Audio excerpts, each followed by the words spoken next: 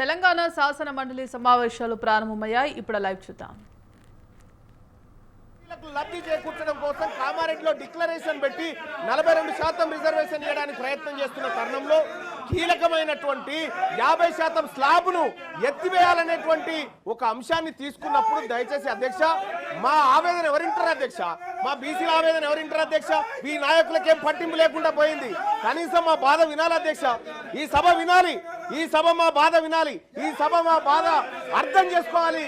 70 సంవత్సరాల నుంచి మాకు అన్యాయం జరుగుతుంది సార్. స్వాతంత్రం వచ్చినప్పటి నుంచి కనీసం సార్ ఇక్కడ దాదాపు 634 బీసీలకు అవకాశాలు పోయినాయి సార్ ఇది అమలు కాకముందుకే. సార్ ఇంకొకటి సార్, కాంగ్రెస్ పార్టీ ఇప్పుడు 42% రిజర్వేషన్ ఇవ్వడానికి నిజంగా ఇప్పుడు అమెండ్మెంట్ చేస్తా ఉన్నాం, ఈ బిల్లును సరి చేస్తా ఉన్నాం, స్లాబ్ ఎత్తేస్తా ఉన్నాం కదా, దీనివల్ల కూడా సాధ్యం కాదు సార్. ఇది కూడా కేవలం మేము పని చేసామని చెప్పుకోవడానికి మాత్రమే పనికొస్తుంది తప్ప సార్ దీనికి 2 హ్యాండిల్స్ ఉన్నాయి సార్. ఒకటి సార్, ఇప్పుడు మనం ఇక్కడ 50% స్లాబ్ ఎత్తేసినప్పటికీ గవర్నర్ గారు ఆమోదం అవసరం సార్, గవర్నర్ గారు సంతకం అవసరం. ఒకవేళ అది దాటినా కూడా మళ్ళీ హైకోర్టు, మళ్ళీ సుప్రీంకోర్టు, మళ్ళీ ఇందిరాసహాని కేసు అడ్డం వస్తుంది సార్. ఇందిరాసహాని కేసు అడ్డం వచ్చినప్పుడు పరిస్థితి మళ్ళా మొదటికి వస్తుంది సార్. ఆ రోజు మనం ఈ ప్రజలకు ఏం సమాధానం చెప్తాం సార్? 42% రిజర్వేషన్ ఇవ్వడంలో అన్ని పార్టీలు ఫెయిల్ అయిపోయినాయి, ఈ ప్రజలకు న్యాయం చేయడంలో అన్ని పార్టీలు విఫలమైనాయని చెప్పదలుచుకున్నామా సార్ ఈ బిల్లు ద్వారా? అందుకోసమే దయచేసి అధ్యక్ష నేను ఈ సందర్భంగా ఈ సభ ముందు కొన్ని అంశాలు పెడతా ఉన్నాను సార్. ఈ రాష్ట్ర ప్రభుత్వం ముందు పెడతా ఉన్నా, గౌరవ ఆ శాఖ మంత్రివర్యులను కోరుతా ఉన్నా, మీరు 42% రిజర్వేషన్లకు అడ్డంకులు స్పష్టంగా మాకు కనిపిస్తా ఉన్నాయి. ఆ అడ్డంకుల విషయంలో మేము మిమ్మల్ని తప్పు పట్టట్లేదు, అడ్డంకులు అందరికీ ఉన్నాయి. కానీ మీరు ఇవ్వడానికి మీ చేతిలో ఉన్నటువంటి అంశాలు అనేకం ఉన్నాయి. ఇక్కడ మీ చేతిలో ఉన్నటువంటి అంశాలు అనేకం ఉన్నాయి. బీసీ సప్లాన్ తీసుకురావడానికి సుప్రీంకోర్టుతో పంచాయతీ లేదు, మరి కేంద్రంతో పంచాయతీ లేదు. కాబట్టి బీసీ సప్లాన్ విషయంలోనైనా మీరు చర్యలు తీసుకోండి. బీసీలకు కామారెడ్డి డిక్లరేషన్ ప్రకారం ప్లీజ్, ఒకవేళ కాళేశ్వరం విషయంలో మన హౌదులో కూడా చర్చ కావాలన్నప్పుడు నేను తప్పనిసరిగా ప్రభుత్వంతో మాట్లాడతాను, నెక్స్ట్ సెషన్ లో పెట్టమని చెప్తాను. సార్ ఇక్కడ సార్ బీసీ సప్లాన్ విషయంలో సార్ ఈ రాష్ట్ర ప్రభుత్వం తక్షణ నిర్ణయం తీసుకోవచ్చు సార్. చేయదలుచుకుంటే బీసీ సప్లాన్ ప్రతి ఏడాది 20,000 కోట్ల రూపాయలు బీసీల సంక్షేమానికి ఖర్చు పెడతామని కామారెడ్డి డిక్లరేషన్ లో కాంగ్రెస్ పార్టీ చెప్పింది సార్. 5 ఏళ్ల కాలంలో 1,00,000 కోట్లు బీసీల సంక్షేమానికి ఖర్చు పెడతామని చెప్పినటువంటి కాంగ్రెస్ పార్టీ 2 బడ్జెట్లలో కలిపి కనీసం 20,000 కోట్లను కూడా బడ్జెట్ లో కేటాయించలేకపోయింది సార్. ఇక్కడ వివక్ష కనిపిస్తా ఉంది సార్. ఈ జయంగా కాంగ్రెస్ పార్టీని అడ్డుకోవడానికి ఏ శక్తి లేదు సార్. మేమందరం సపోర్ట్ చేస్తాం సార్ ఈ విషయంలో. అలాగే సార్ ఇంకా ఎంబీసీ కులాలకు సంబంధించినటువంటి సంక్షేమ విషయంలో కూడా ఉన్నత విద్య కోసం 10 లక్షల రూపాయలు పూచీకత్తు లేని వడ్డీలు రుణాలు ఇప్పిస్తామని కాంగ్రెస్ పార్టీ హామీ ఇచ్చింది సార్. ఈ విషయంలో కూడా కాంగ్రెస్ పార్టీ ఏ విధంగా కూడా చిత్తశుద్ధితో పనిచేస్తున్నట్టు కనిపించట్లేదు సార్. అలాగే సార్ అన్ని జిల్లా కేంద్రాల్లో 50 కోట్లతో convention hall, press club, study circle, library, క్యాంటీన్లతో ఉన్న ప్రొఫెసర్ జయశంకర్ బీసీ ఐక్యతా భవనాలు కట్టిస్తామని చెప్పారు సార్. అక్కడ కూడా సార్ వీటిలో ఎక్కడ కూడా ముందడుగు పడలేదు సార్.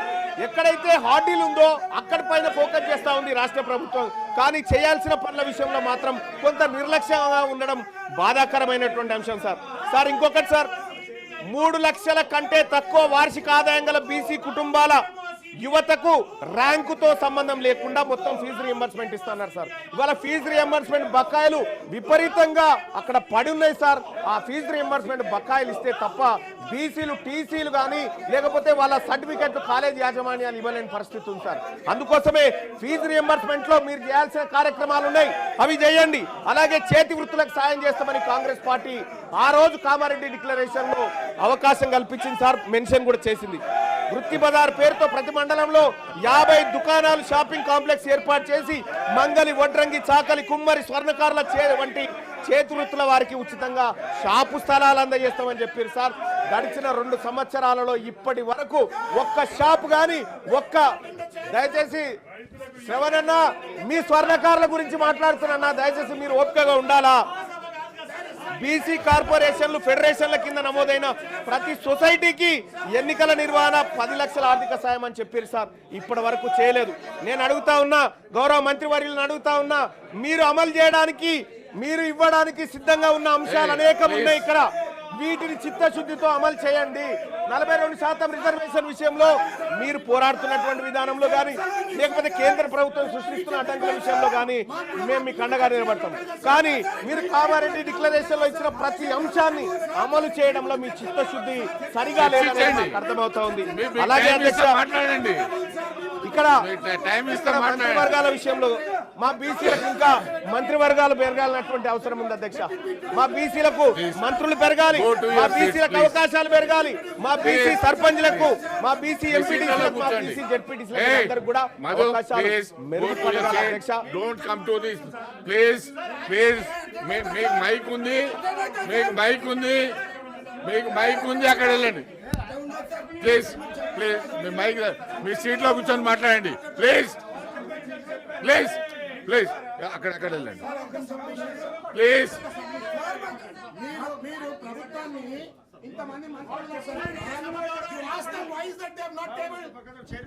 చాలా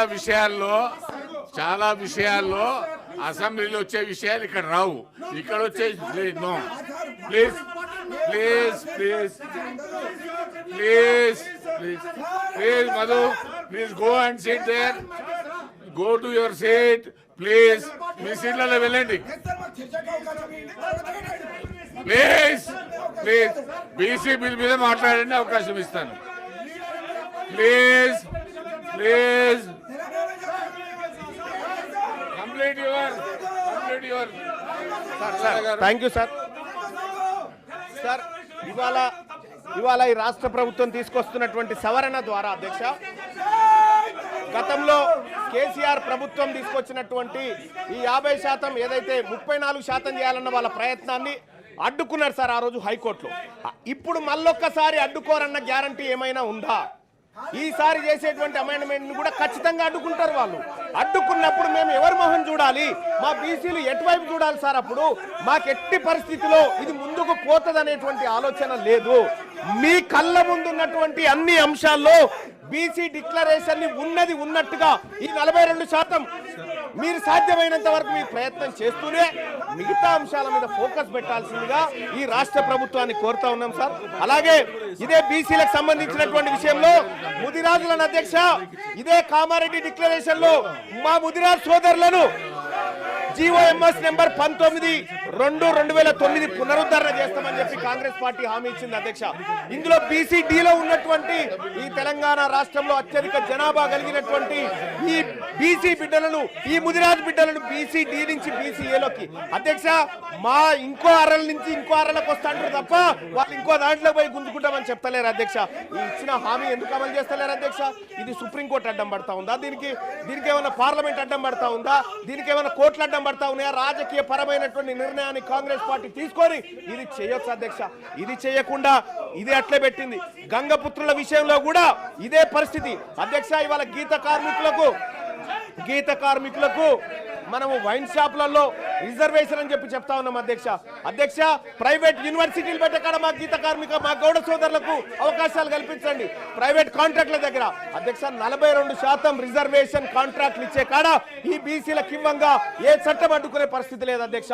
మీరు వాళ్ళని పైకి తీసుకురావడానికి మీ కళ్ళ ముందు అనేకమైనటువంటి అంశాలు ఉన్నప్పటికీ కూడా ఇది చేయకుండా ఇవాళ కాంగ్రెస్ పార్టీ కేవలం 42% బీసీ రిజర్వేషన్ పేరుతోనే మమ్మల్ని తిప్పడం ద్వారా లాభం ఏముండదు అధ్యక్ష. మీరు చేయాల్సిన ప్రయత్నం చేస్తూనే ఇచ్చిన హామీలను నెరవేర్చాల్సినటువంటి అవసరం ఉంది అధ్యక్ష. మత్స్యకారుల హక్కులకు సంబంధించి మత్స్య సామాజిక వర్గాల మధ్య పెండింగ్ లో ఉన్న సమస్యలు పరిష్కరించేందుకు త్వరితగతిన ప్రయత్నం చేస్తామన్నారు అధ్యక్ష. అదెటుపోయిందో అయితే గొర్రెల స్కీమ్ ను కాంగ్రెస్ పార్టీ ప్రభుత్వం ఏర్పడ్డ తర్వాత 100 రోజుల్లోనే 2వ విడత గొర్రెలు పంపిణీ చేస్తామన్నారు అధ్యక్ష. రెండో విడత గొర్రెల పంపిణీ కార్యక్రమం ఎటుపోయిందో కానీ ఇక్కడ మొదటి విడత గొర్రెల పంపిణీ కార్యక్రమంలో దోషులైనటువంటి వాళ్ళని ఇవాళ ప్రజాక్షేత్రంలో దోషులుగా నిలబెట్టలేకపోయింది. ఈ విషయంలో కాంగ్రెస్ పార్టీ కొంత ఇబ్బందికరమైనటువంటి పరిస్థితుల్ని సృష్టిస్తా ఉంది అధ్యక్ష. ఇక అలాగే వైన్స్ రిజర్వేషన్లు అధ్యక్ష, వైన్స్ల విషయంలో 15% ఉండే గౌడ్లకు రిజర్వేషన్లు 25% పెంచుతామని చెప్పారు సార్ కామారెడ్డి డిక్లరేషన్ లో. కానీ ఇప్పటి వరకు పెంచిన దాఖలాలు లేవు సార్. మొన్న ఏదో నోటిఫికేషన్ కూడా ఇచ్చినట్టు ఉన్నారు. అలాగే జనగామ జిల్లాకు సర్దార్ సర్వాయి పాపన్న పేరు పెడతామని కాంగ్రెస్ పార్టీ పేజ్ నెంబర్ 18 తన ఎన్నికల మేనిఫెస్టోలో చెప్పింది సార్. ఇప్పటికి దానిపైన చర్చ లేదు, దానిపైన ఎలాంటి నిర్ణయం తీసుకోలేదు అధ్యక్ష. అనేక మంది ఇప్పటికే ధర్నాలు అలాగే ఆందోళన వ్యక్తం చేస్తా ఉన్నారు కాంగ్రెస్ పార్టీ ఈ నిర్ణయాన్ని తీసుకోవాలని చెప్పి. అలాగే మున్నూరు కాపుల విషయంలో కూడా అధ్యక్ష మొట్టమొదటిసారిగా మంత్రివర్గంలో ఒక మున్నూరు కాపు బిడ్డ కూడా మంత్రిగా లేకుండా పోయింది అధ్యక్ష. అలాగే మున్నూరు కాపు కార్పొరేషన్ ఏర్పాటు చేసి యువ పారిశ్రామికవేత్తలను ప్రోత్సహించేందుకు సబ్సిడీ రుణాలు పంపిణీ చేస్తామని చెప్పారు అధ్యక్ష. అది కూడా ఇప్పటి వరకు అతిగతి లేకుండా పోయింది అధ్యక్ష. పద్మశాలి బిడ్డలకు జగిత్యాల, నారాయణపేట, భువనగిరిలో మెగా పవర్ క్లస్టర్లు ఏర్పాటు చేస్తామని చెప్పారు అధ్యక్ష. పద్మశాలిలకు పవర్ లూమ్స్ పరికరాలపైన 90% సబ్సిడీ అని చెప్పారు అధ్యక్ష. ఎటుపోయినాయి అధ్యక్ష? ఈ కామారెడ్డి డిక్లరేషన్ లో కేవలం 42% స్థానిక సంస్థల రిజర్వేషన్లు కాదు అధ్యక్ష. సార్ ఇక్కడ 42% రిజర్వేషన్ కాదు అధ్యక్ష, అనేకమైనటువంటి అంశాలు ఈ బీసీ డిక్లరేషన్ లో ఉన్నాయి. కేవలం 42% రిజర్వేషన్ అనే కాదు, మీరు చేయగలిగినటువంటి అన్ని ఉన్నాయి ఇందులో. మరీ ముఖ్యంగా అధ్యక్ష విశ్వకర్మలకు సంబంధించినటువంటి అధ్యక్ష మంగళి, స్వర్ణకారులు, కమ్మరి, వడ్రంగులు, కుమ్మరులను 90% సబ్సిడీతో టూల్ కిట్లు ఇస్తామని చెప్పారు అధ్యక్ష. ఆ కార్యక్రమం చేయడంగా ఎవరు అడ్డుకుంటారు అధ్యక్ష? అక్కడ ఏం పార్లమెంటే వద్దంటలేదు, సుప్రీంకోర్టులు ఏం అడ్డుకుంటలేవుగా అధ్యక్ష. పట్టణ ప్రాంతాల్లో షాపుల ఏర్పాటు భూమి కేటాయిస్తామని చెప్పారు అధ్యక్ష. ఆ భూమి కూడా ఇప్పటిదాకా దాని మీద పరిశీలన కాదు కదా, కనీసం పట్టించుకున్న పాపాన పోలేదు అధ్యక్ష. మా రజక సోదరులకు, రజక యువతకు పట్టణాల్లో ల్యాండ్ రోమెంట్స్ ఏర్పాటు చేసేందుకు 10 లక్షలు ఇస్తామని చెప్పారు అధ్యక్ష. తక్షణమే ఈ ప్రభుత్వం ఇవన్నీ చేపట్టాలని డిమాండ్ చేస్తా ఉన్నాం అధ్యక్ష. అలాగే రాష్ట్ర వ్యాప్తంగా దోబిఘాట్లు ఆధునీకరణ కోసం ప్రతి జిల్లాకు 10 కోట్లు కేటాయిస్తామని చెప్పారు అధ్యక్ష. అధ్యక్ష నేను ఈ సభ ద్వారా ఈ తెలంగాణ రాష్ట్రంలో ఉన్నటువంటి బీసీ బిడ్డల తరఫున మాట్లాడుతా ఉన్నా అధ్యక్ష. కాంగ్రెస్ పార్టీ చేయడానికి ఎలాంటి అడ్డంకి లేనటువంటి అంశాలు ఈ మేనిఫెస్టోలో చాలా ఉన్నాయి. వీటిని నెరవేర్చాల్సిందిగా ఇక్కడ ఉన్నటువంటి రాష్ట్ర ప్రభుత్వాన్ని డిమాండ్ చేస్తా ఉన్నా. మా ఆకలి, మా బాధ, మా గోస ఈ సభ ముందు పెట్టుకునేటువంటి సందర్భంలో ఈ రాష్ట్ర ప్రభుత్వం నుంచి మేము ఎక్స్పెక్ట్ చేస్తుంది అధ్యక్ష, కేవలం 42% మాత్రమే అడ్డంకి ఉంది. మీరు ఇంప్లిమెంట్ చేయడానికి ఏ అంశానికి కూడా అడ్డంకులు లేవు. వీటిని అమలు చేయండి.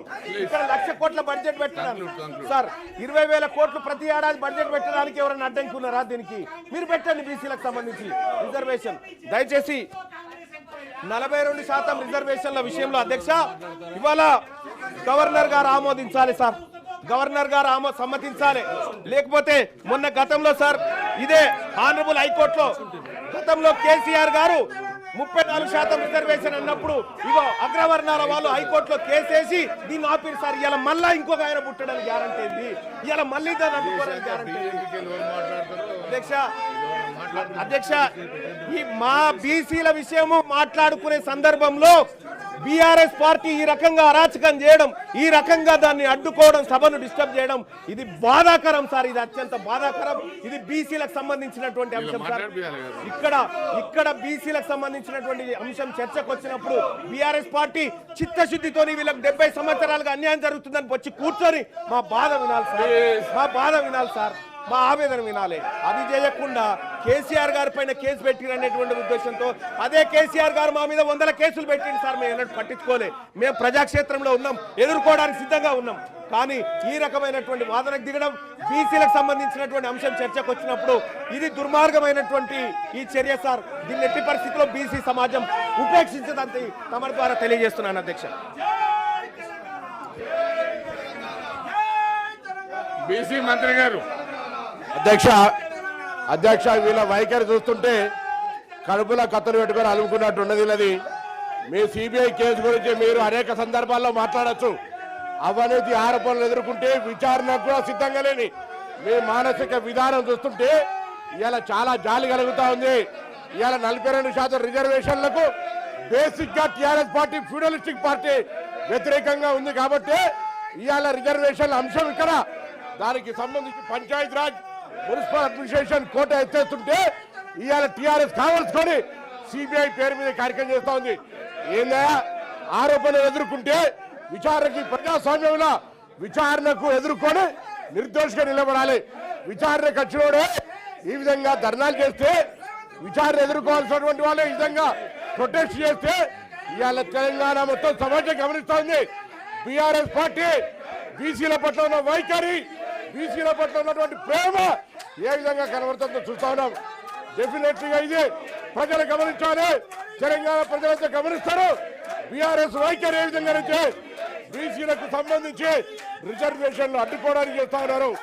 బీసీలకు సంబంధించి ఈరోజు జరుగుతున్నటువంటి పరిణామాల్లో తెలంగాణ ప్రభుత్వం ముఖ్యమంత్రి గారి నాయకత్వంలో అన్ని రకాల అంశాలు తీసుకొని పోతుంటే ఎందుకు జరుగుతోందని అడుగుతాను.